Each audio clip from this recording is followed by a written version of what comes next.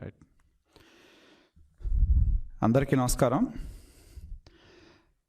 ఆంధ్రప్రదేశ్ రాష్ట్రం ఉమ్మడిగా ఉన్న విడిపోయిన ఒక కొత్త రాజకీయ పరిస్థితులు ఈనాడు రాష్ట్రంలో మనం చూస్తూ ఉన్నాం. తెలుగు జాతి కలిసి ఉన్నప్పుడు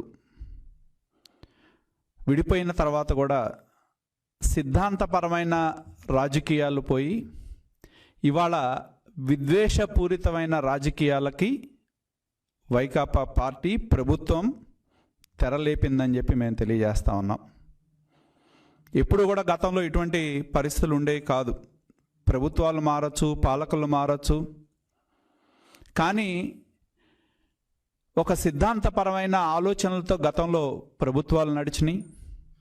కానీ ఇవాళ ఈ ప్రభుత్వం కొత్తగా అధికారంలోకి వచ్చిన తర్వాత విద్వేషపూరితమైన రాజకీయాలకి, కక్ష సాధింపులకి ఈ రాష్ట్రంలో తెర తీసిందనేది స్పష్టం చేస్తూ ఉన్నా. ప్రతిపక్షంలో ఉన్నప్పుడు మనం చూసాం, రాష్ట్రం విడిపోయిన తర్వాత అమరావతిని రాజధానిగా ప్రకటిస్తే అమరావతి రాజధాని మీద ప్రతిపక్షంలో ఉండి ఒకవైపు మేము అమరావతికి మా మద్దతు ఉంది అని అంటూనే కులం పేరుతో, మతం పేరుతో, ప్రాంతం పేరుతో రకరకాలైన విమర్శలు చేసిన పరిస్థితి మనం చూడటం జరిగింది. అలాగే ఇన్సైడర్ ట్రేడింగ్ జరిగిందనేది పెద్ద ఎత్తున ప్రచారం చేసి ప్రతిపక్షంలో ఉన్న జగన్మోహన్ రెడ్డి గారు ఈ విధమైన విమర్శలు చేయటం మనం చూసాం. అధికారంలోకి వచ్చారు, 2 సంవత్సరాల కాలం అయింది. ఏదైతే ప్రతిపక్షంలో ఉండి రాజధాని ప్రాంతం మీద కానీ, రాజధాని ప్రాంతం మీద విద్వేషాన్ని వాళ్ళు వెదజల్లారో ఈ 2 సంవత్సరాల కాలంలో కూడా ఒక్కటి కూడా నిరూపితం కాని పరిస్థితి మనం చూసాం. కులాల పేరు చెప్పారు. ఇవాళ అమరావతిని మారుస్తున్నారంటే ఆ ప్రాంతాల్లో ఉన్న దళితులు, ముస్లింలు, బలహీన వర్గాల ప్రజానీకం ముందుండి ఉద్యమాన్ని ఎలా నడిపిస్తూ ఉన్నారో మనం చూస్తూ ఉన్నామని చెప్పి నేను తెలియజేస్తా ఉన్నా. అదేవిధంగా అధికారంలోకి వచ్చిన తర్వాత ఏదైతే ఇన్సైడర్ ట్రేడింగ్ జరిగిందనేది పెద్ద ఎత్తున ప్రచారం చేశారో దాని మీద తమకున్న అధికారాన్ని ఉపయోగించి కేసులు రిజిస్టర్ చేస్తే స్పష్టంగా మొన్న హైకోర్టు 90 పేజీల తీర్పులో అమరావతి రాజధాని భూముల్లో ఇన్సైడర్ ట్రేడింగ్ అనేది లేనే లేదు, అటువంటి వీటికి వర్తించదు, ఏదైతే రిజిస్టర్ చేసిన కేసులు ఎఫ్ఐఆర్ ఏదైతే ఉందో వాటిని కొట్టివేసిన మాట వాస్తవం కాదా అని చెప్పి నేను అడుగుతా ఉన్నా. ఇటువంటి నేపథ్యంలో హైకోర్టు కూడా అక్షంతలు వేసిన నేపథ్యం మనం చూడటం జరిగింది. మరి ఇవాళ కొత్త జగన్నాటకానికి తెరదీశారు. ఎందుకంటే ఏదైతే అసైన్డ్ భూములు ఏవైతే ఉన్నాయో అసైన్డ్ భూముల్లో అక్రమాలు జరిగినాయి, మరి దానిలో చాలామంది నష్టం జరిగిందనే పేరుతో మరి ఆనాటి ముఖ్యమంత్రి చంద్రబాబు నాయుడు గారి మీద, ఇతరుల మీద సిఐడి కేసు రిజిస్టర్ చేసిన విషయాన్ని మనందరికీ తెలిసిందే.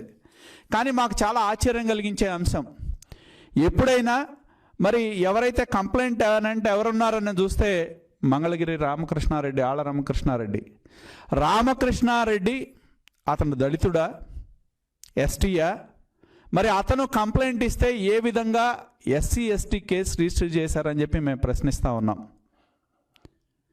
ఏదైతే అభూత కల్పనలు, అవాస్తవాలు సృష్టించి ఆయన 24వ తారీఖునంట ఆయన దగ్గరికి ఎవరో కొంతమంది వచ్చారంట.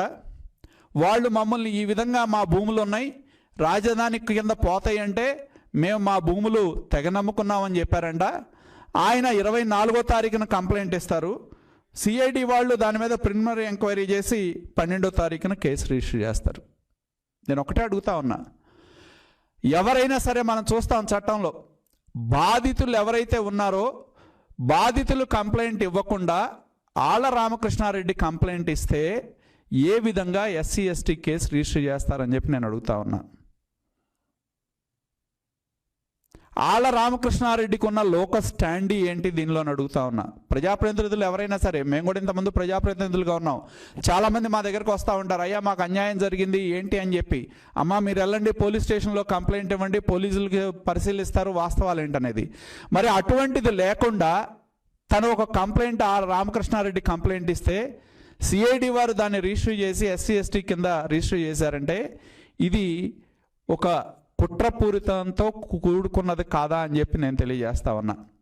ఎందుకంటే ఎన్నో మార్గాల ద్వారా ఎన్నో విధాలుగా రాజధానిని విషం చిమ్మాలని ప్రయత్నం చేస్తే అవి ఏవి కూడా ముందుకెళ్ళని పరిస్థితుల్లో కొత్త జగన్నాటకానికి ఇవాళ తెరదీశారు ఆళ్ళ రామకృష్ణారెడ్డి అని చెప్పి నేను తెలియజేస్తా ఉన్నా. నాకు ఆశ్చర్యం కలుగుతూ ఉంది.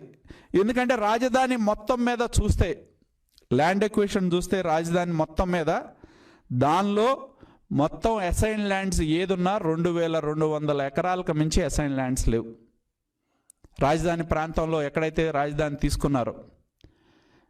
మరి అటువంటి దీనిలో మరి ఏ విధంగా అక్కడున్న మనం చూస్తా ఉన్న అమరావతి ఉద్యమంలో దళితులు ఏ విధంగా ముందుకు వచ్చి అయ్యా మేము అమరావతి కోసం భూములు ఇచ్చాం, మేము ఇవాళ నష్టపోయాం, ఏ విధంగా మమ్మల్ని అన్యాయం చేస్తూ ఉన్నారని చెప్పి దళితులు ఉద్యమంలో ముందుండి ఏ విధంగా నడుపుతున్నారో మనం చూస్తూ ఉన్నాం. మరి ఇవాళ ఎస్సీ ఎస్టీ కేసు పెట్టడంలో అర్థం ఏంటి అని చెప్పి నేను అడుగుతా ఉన్నా. నాకు చాలా ఆశ్చర్యం కలిగించేది ఒకటే, ఇవాళ ఏదైతే ప్రభుత్వం ఆనాడు ప్రభుత్వం ముఖ్యమంత్రి చంద్రబాబు నాయుడు గారు మనం చూసాం దేశంలో ల్యాండ్ ఎక్విజిషన్ ఎక్కడ చేసినా ఎన్నో ఉద్యమాలు జరిగినాయి. మీరు వెస్ట్ బెంగాల్లో ఉన్న మన టాటా ల్యాండ్ ఎక్విజిషన్ ప్రాజెక్ట్ కావచ్చు, నందిగ్రామ్ కావచ్చు, ఇవన్నీ కూడా భూసేకరణలో పెద్ద ఎత్తున ఉద్యమాలు జరిగినాయి.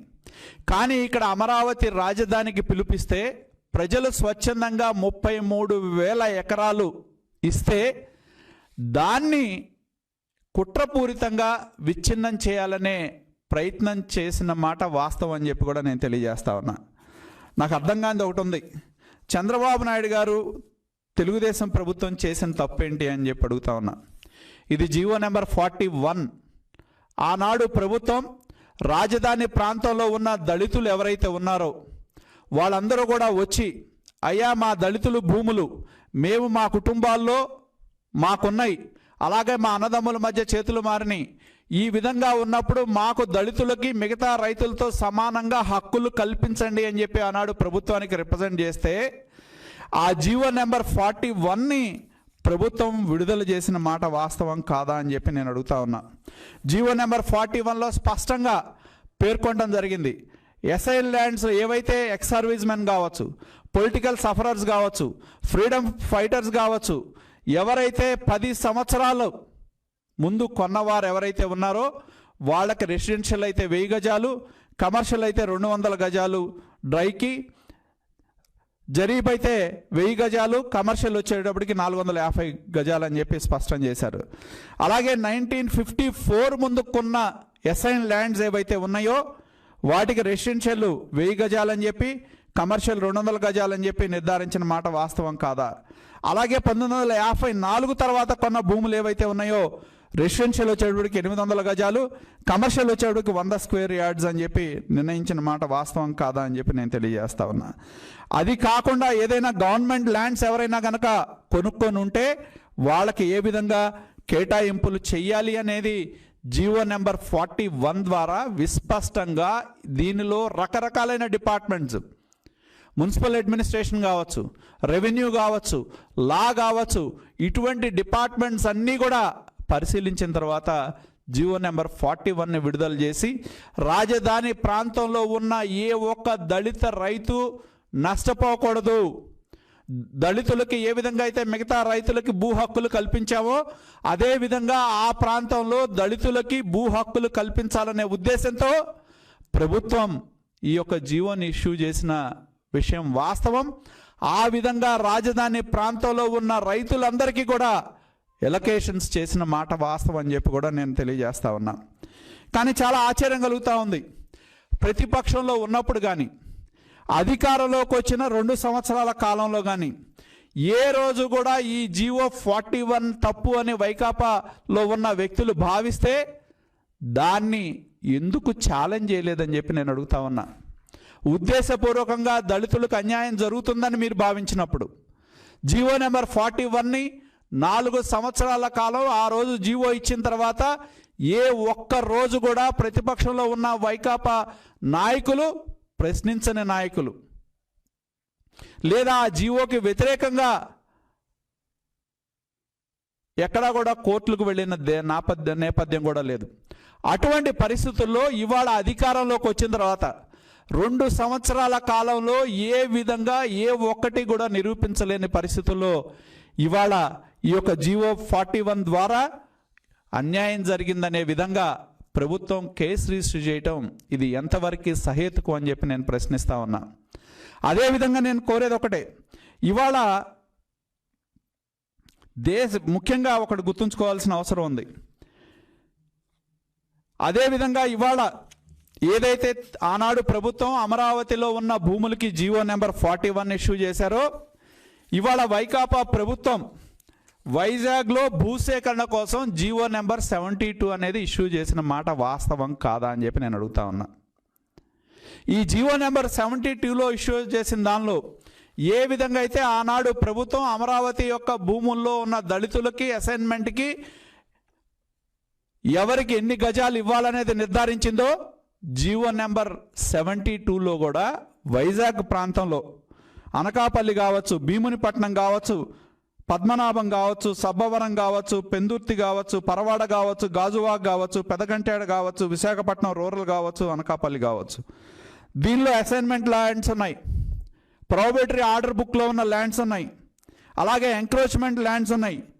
దాదాపు 5400 ఎకరాలు ఈ 3 కేటగిరీల్లో భూములు ఉన్నాయి. ఇవి కాక వేకెంట్గా ఉన్న ప్రభుత్వ భూములు 755 ఎకరాలు ఉన్నాయి. అంటే 6116 ఎకరాలు ఈ రకమైన భూములు ల్యాండ్ పూలింగ్ కోసం ఈ ప్రభుత్వం జీవో ఇచ్చిన మాట వాస్తవం కాదా? దానిలో ఇదే జీవోలో ఏ విధంగా అయితే అమరావతిలో ఉన్న దళితులకి వీళ్ళకి భూములు ఏది ఎన్ని గజాలు ఇవ్వాలని చెప్పి నిర్ధారించిందో, అదేవిధంగా జీవో నెంబరు ఆ జీవోని ఆదర్శంగా తీసుకునే ఇవాళ జీవో నెంబర్ 72ని ఈ ప్రభుత్వం ఇష్యూ చేసిన మాట వాస్తవం కాదా? ఏ విధంగా అయితే ఆ ప్రాంతంలో ఉన్న దళితులకి తీసుకున్న భూములకి నిష్పత్తిలో డెవలప్డ్ ప్లాట్స్ ఇవ్వాలని చెప్పి నిర్ధారించారో, అదేవిధంగా వైజాగ్ ప్రాంతంలో కూడా నిర్ధారించిన మాట వాస్తవం కాదా? అసైన్డ్ అయితే 900 గజాలు, ఎంక్రోచర్స్కి అయితే 450, 5 నుంచి 10 సంవత్సరాలు అయితే 250 గజాలు, ఈ విధంగా ఎంక్రోచర్స్కి ఇచ్చే విధంగా నిర్ణయించిన మాట వాస్తవం కాదా? మరి జీవో నెంబర్ 72, జీవో నెంబర్ 41 అనేది దళితులకి నష్టం కలిగించేదైతే జీవో నెంబర్ 72 అనేది దళితులకు నష్టం కలిగించేది కాదా? మరి జగన్మోహన్ రెడ్డి గారి మీద ఎప్పుడు కేసు పెడుతున్నారు? మున్సిపల్ మంత్రి గారి మీద ఎప్పుడు కేసు పెడుతున్నారు?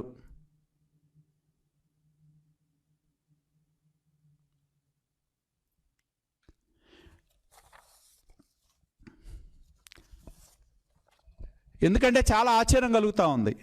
ప్రభుత్వాలు అనేవి ఆనాడు రాజధాని కోసం ప్రజల ముందుకొచ్చి భూములు ఇచ్చి విశాలమైన దృక్పథంతో ఒక నిర్ణయాన్ని చేస్తే దాన్ని మీకున్న అధికారాన్ని అడ్డం పెట్టుకొని ఇవాళ కేసులు రిజిస్టర్ చేయడం అనేది చాలా ఆశ్చర్యం. అసలు రామకృష్ణారెడ్డి దళితుడు కాదు, ఎస్టీ కాదు, అటువంటి వ్యక్తి కంప్లైంట్ ఇస్తే పోలీసు అధికార యంత్రాంగం క్రిమినల్ ఇన్వెస్టిగేషన్ డిపార్ట్మెంట్ పోయి క్రిమినల్స్ ఇన్ఫ్లుయెన్స్ డిపార్ట్మెంట్ అయిపోయింది.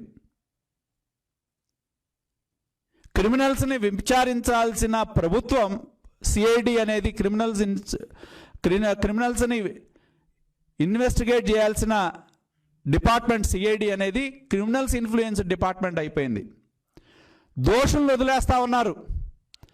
ప్రభుత్వ పెద్దలు ఎవరైతే ఉన్నారో, రాజకీయ పరంగా సిద్ధాంతపరంగా వ్యతిరేకించే వ్యక్తులు ఎవరైతే ఉన్నారో వాళ్ళ మీద తప్పుడు కేసులు పెట్టడానికో, వాళ్ళని బెదిరించడానికో, వాళ్ళని తమ దారిలోకి తెచ్చుకునే విధంగానో ఇవాళ క్రిమినల్స్ ఇన్ఫ్లుయెన్స్తో సిఐడి పనిచేస్తూ ఉంది అనేది స్పష్టంగా కనపడతా ఉందని చెప్పి కూడా నేను తెలియజేస్తా ఉన్నా.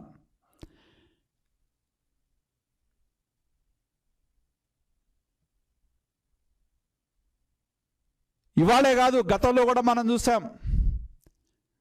చంద్రబాబు నాయుడు గారి మీద గతంలో రాజశేఖర రెడ్డి గారు ప్రతిపక్షంలో ఉన్నప్పుడు కేసులు వేశారు, కేసులు విత్డ్రా చేసుకున్నారు. వైఎస్ విజయమ్మ గారు కేసు వేశారు, కేసు విత్డ్రా చేసుకున్నారు. ఈ ప్రభుత్వం కూడా రాజధాని మీద మరి ఏబీకే ప్రసాద్ లాంటి వాళ్ళని సుప్రీంకోర్టులో కేసు వేశారు, కొట్టివేయటం జరిగింది. ఎన్నో ప్రయత్నాలు చేశారు, ఎన్నో కేసులు వేశారు. రాజశేఖర రెడ్డి గారు ఉన్నప్పుడు నాకు బాగా గుర్తున్నంత వరకు దాదాపు చంద్రబాబు నాయుడు గారు ఆ రోజు ముఖ్యమంత్రిగా తీసుకున్న నిర్ణయాల మీద 22 ఎంక్వైరీలు వేశారు. మళ్ళీ రోసయ్య గారిని పెట్టుకొని వాటన్నింటినీ కూడా ఆమోదించారు. కాబట్టి ఇవాళ అధికారాన్ని అడ్డం పెట్టుకున్నాం, అహంకారంతోనో డబ్బునో దౌర్జన్యాలతోనో ఎన్నికలు గెలిచామనేది వాళ్ళకి తెలుసు. నిజమైన ప్రజా తీర్పు అనేది ఉంటే వాళ్ళ పరిస్థితి ఏంటో వాళ్ళకి బాగా తెలుసు. కాబట్టి ఏదొక రకంగా తెలుగుదేశం పార్టీ అధినేత చంద్రబాబు నాయుడు గారి మీద ఇవాళ ఈ తప్పుడు కేసు పెట్టడం జరిగిందనేది వాస్తవం అని చెప్పి కూడా నేను తెలియజేస్తా ఉన్నా. ఎందుకంటే ఇవాళ ఒకటి గుర్తుంచుకోవాల్సింది, పోలీస్ అధికారులు గతంలో కూడా ఆనాడు రాజశేఖర రెడ్డి గారు ప్రభుత్వం ఉన్నప్పుడు ఎంతోమంది అధికారులు సిబిఐ విచారణలు ఎదుర్కొన్నారు. ఇవాళ చీఫ్ సెక్రటరీ ఉన్న ఆదిత్యనాథ్ దాస్ దగ్గర నుంచి, ఇవాళ మున్సిపల్ అడ్మినిస్ట్రేషన్ సెక్రటరీ, ప్రిన్సిపల్ సెక్రటరీగా తీసుకొచ్చిన శ్రీలక్ష్మి కావచ్చు, లేకపోతే ఒక శామ్యుల్ కావచ్చు, ఎంతోమంది బీపీ ఆచార్య కావచ్చు, ఎంతోమంది ఆనాడున్న అధికారులు సిబిఐ కోర్టుల చుట్టూ తిరిగిన వాస్తవాన్ని గుర్తుంచుకోవాల్సిన అవసరం ఉంది. ఇవాళ ప్రభుత్వం ఉందని చెప్పి ప్రభుత్వంలో ఉన్న పెద్దల మెప్పు పొందాలనో, ప్రభుత్వ పెద్దలు చెప్పింది చెయ్యాలనో తప్పుడు విధానంలో గనక పోలీసు అధికారులు, ఉన్నత అధికారులు వెళ్తే వాళ్ళకు కూడా అదే ఫలితం ఉంటుంది అనేది గుర్తుంచుకోవాలని చెప్పి నేను తెలియజేస్తా ఉన్నా. చట్టం ఎవరికైనా ఒకటే. మీరు ఐపీఎస్లు అయితే చట్టం ఏమి అతీతంగా ఉండరు. మీరు కూడా ఉండాల్సింది సిఆర్పిసికి అనుకూలంగానే, ఇండియన్ పీనల్ కోడ్కి అనుకూలంగానే మీ అందరూ కూడా బాధ్యతలు అవుతారు. కాబట్టి మీరు ఈ విధంగా అక్రమ విధానాలని ఆచరిస్తే మీరు కూడా జైలు తలుపులు తట్టే రోజు ఎక్కువ దూరంలో లేదు అనేది గుర్తుంచుకోవాలని చెప్పి తెలియజేస్తా ఉన్నా.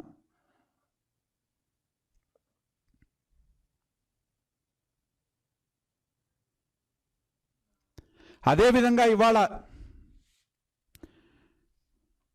మనం చూస్తూ ఉన్నాం, ఎన్నో దందాలు ఇవాళ రాష్ట్రంలో జరుగుతూ ఉన్నాయి. ఒక లిక్కర్ దంద, ఇసుక దంద, అలాగే ఈ మధ్యనే మనం చూసాం పేపర్లో ఒక పెద్ద డీల్ చేస్తే 1,000 కోట్ల రూపాయలు ఒక పెద్ద మనిషి దగ్గరికి వచ్చినాయని చెప్పి. ఇటువంటి డీళ్ళు ఎన్నున్నాయో మనందరికీ తెలుసు. ఇవన్నిటిని గనక విచారణ చేస్తే వైకాపాలో ఎంతమంది జైల్లో ఉంటారో ఎవరికి తెలియదు.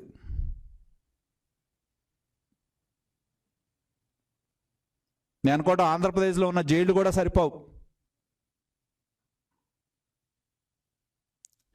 తెలుగుదేశం పార్టీ కానీ, తెలుగుదేశం ప్రభుత్వం కానీ విశాలమైన, విస్తృతమైన ప్రజా సంక్షేమం కోసం మేము పనిచేశాం. ఆనాడు రాజధాని ప్రాంతంలో ఉన్న దళితులు వాళ్ళ యొక్క అభ్యర్థన మేరకే నిర్ణయం తీసుకోవడం జరిగింది. వాళ్ళ యొక్క హక్కులు కాపాడే విధంగా, వాళ్ళని భూమి మీద హక్కు కల్పించే విధంగా ప్రభుత్వం జీవోలు ఇవ్వటం జరిగింది. ఇది పాలసీ డెసిషన్. ఇది ఒక చంద్రబాబు నాయుడు గారు లేకపోతే వ్యక్తులు తీసుకునే నిర్ణయం కాదు, పాలసీ డెసిషన్ అది. ఆ రోజు ఒక్కరోజు కూడా ప్రశ్నించని వ్యక్తులు, ఆ రోజు ఈ జీవోని ఎక్కడా కూడా ఏ కోర్టుల్లో కానీ ఎక్కడా కానీ ఛాలెంజ్ చేయని వ్యక్తులు, 2 సంవత్సరాల తర్వాత అటు తిరిగి ఇటు తిరిగి ఏం చేసినా కూడా దిక్కుతోచన పరిస్థితుల్లో ఇవాళ దళితుడు ఎస్టీ కానీ ఎస్టీ అయిన రామకృష్ణారెడ్డిని అడ్డం పెట్టుకొని ఎస్సీ ఎస్టీ కేసు రిజిస్టర్ చేయటం అంటే నేను అనుకోవడం మన ఆంధ్రప్రదేశ్ ప్రభుత్వం చాలా వాటిలో చరిత్ర సృష్టిస్తుంది. దీనిలో కూడా ఒక ముఖ్యమంత్రిగా పనిచేసిన వ్యక్తి మీద ఎస్సీ ఎస్టీ కేసు రిజిస్టర్ చేయటం అనేది ప్రతి ఒక్కరు కూడా గర్హిస్తూ ఉన్నారని చెప్పి కూడా నేను తెలియజేస్తా ఉన్నా. అదేవిధంగా నేను కోరేది ఒకటే, నిజంగానే మాట్లాడితే మంత్రులు అంటారు మీకేముంది విచారణ ఎదుర్కోవచ్చు కదా, ఏంటి మీరేం తప్పు చేయలేదు కదా అని చాలా ప్రశ్నలు నేను చూస్తూ ఉన్నా. ఏముంది, చట్టం తను పని చేసుకోబోంటుంది. నిజమే, నేను అదే ప్రశ్న వైకాపా నాయకులను జగన్మోహన్ రెడ్డి గారిని ప్రశ్నిస్తూ ఉన్నా. ఇవాళ దేశంలో ఉన్న కేసులన్నీ కూడా సుప్రీంకోర్టు ఉన్న స్టేలన్నీ కూడా ఎత్తేసి సత్వర విచారణ జరపమని ఆదేశిస్తే మరి జగన్మోహన్ రెడ్డి గారి మీద ఉన్న అక్రమ ఆస్తులు కేసులు ఎందుకు ముందుకు నడవట్లేదని చెప్పి నేను ప్రశ్నిస్తా ఉన్నా. నిజమే, మీ అందరు చెప్తా ఉన్నారు, మీ అందరికీ చాలా విశాలమైన ఆలోచనలు ఉన్నాయి, చట్టం మీద నమ్మకం ఉంది, వ్యవస్థల మీద నమ్మకం ఉంది, ఇవన్నీ ఉన్నాయి మీకు. అటువంటప్పుడు ఆయన ఉన్న అక్రమాస్తుల కేసుల మీద ఎందుకు విచారణ ముందుకు సాగటం లేదు? ఒకళ్ళ తర్వాత ఒకళ్ళు డిశ్చార్జ్ పిటిషన్లు వేయటం, వాళ్ళ దగ్గర 100 కోట్లు ప్రభుత్వ డబ్బు దోపిడీ చేశారు కాబట్టి ఆ దోపిడీ డబ్బును అడ్డం పెట్టుకొని లాయర్ల మీద లాయర్లను పెట్టి విచారణ జరగకుండా చూస్తున్న మాట వాస్తవం కాదా అని చెప్పి నేను అడుగుతా ఉన్నా. మమ్మల్ని ప్రశ్నించడం కాదు, మీరు ఎందుకు కోర్టులకు వెళ్తారు, వెళ్ళకుండా వచ్చు కదా, పోలీసులు విచారణ చేయనీయచ్చు కదా అని రకరకాల ప్రశ్నలు మాట్లాడుతూ ఉన్నారు. నేను అడుగుతా ఉన్నా సూటిగా, మాట్లాడే వ్యక్తులకి ముందు మీకు నిబద్ధత ఉండాలి. మీకు నిబద్ధత ఉన్నప్పుడు ఈ డిశ్చార్జ్ పిటిషన్లు ఎందుకు, ఈ 100 కోట్లు పెట్టే లాయర్లు ఎందుకు? కేసు నడవనియండి.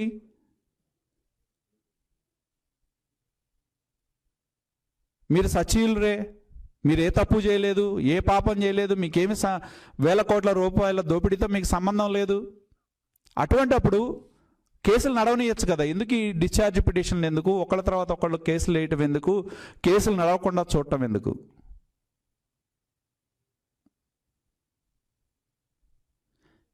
కాబట్టి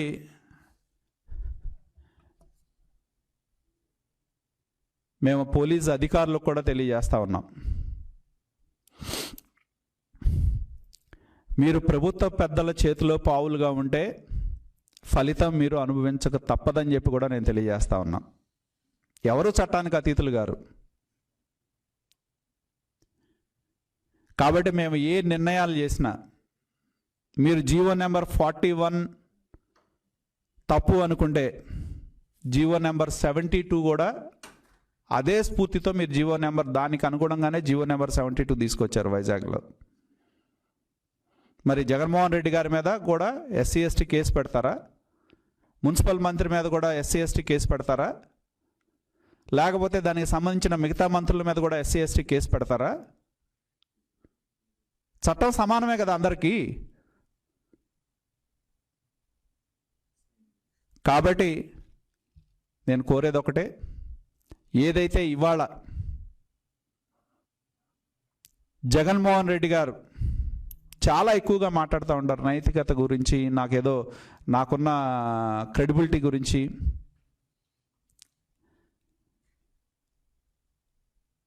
ఆయన విశ్వసనీయత కోల్పోయారనేది వాస్తవం. ఎన్నో యూటర్న్స్ తీసుకున్నారు ఆయన. ఇవాళ ఏదో ఒక రకంగా ప్రతిపక్షంలో ఉన్న నాయకుల్ని ఇబ్బంది పెడితే తమ దారికి తెచ్చుకునే దృక్పథంతోనే ఈ ప్రభుత్వ ఏజెన్సీలన్నీ కూడా ఉపయోగిస్తూ ఉన్నారు. కానీ ఒకటి గుర్తుంచుకోవాల్సిన అవసరం ఉంది. చరిత్రలో మనం చూసాం, ఎంతోమంది నియంతలు కాలగర్భంలో కలిసిపోయారు. అలాగే మీరు కూడా కాలగర్భంలో కలుస్తారనే దానిలో ఎటువంటి సందేహం లేదని చెప్పి తెలియజేస్తా ఉన్నా.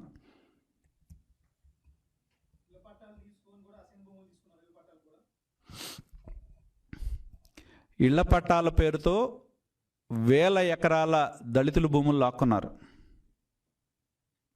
అలాగే తమకు కావాల్సిన ఇండస్ట్రియలిస్టులు ఎవరైతే ఉన్నారో వాళ్ళకి వేల ఎకరాల అసైన్డ్ భూములు కట్టబెట్టారు. ఈ మధ్యనే మనం చూసాం సోలార్ పవర్కి సంబంధించి దానిలో ఉన్న అసైన్డ్ భూములు కూడా ఆ కంపెనీలకు కట్టబెట్టడం జరిగింది. ఎక్కడ ఇండస్ట్రియల్ ఎస్టేట్లు వచ్చినా వాళ్ళకి కట్టబెట్టడం జరిగింది. కాబట్టి వేల ఎకరాల దళితులు భూములు లాక్కుంది ఈ ప్రభుత్వం వచ్చిన తర్వాతే. ఎప్పుడు కూడా ఇంత పెద్ద ఎత్తున దళితుల భూములు లాక్కున్న పరిస్థితి లేదు. పైగా వాళ్ళ మీదకి వెళ్ళి దౌర్జన్యం చేస్తూ ఉన్నారు. ఎవరైనా ఒక దళితుడు ఇది మా భూమి అని వెళ్తే పోలీస్ అధికారులను పంపించటం, బెదిరించటం, వాళ్ళ మీద దౌర్జన్యం చేయటం, ఇది ఆనవాయితీగా మారింది ప్రభుత్వానికి.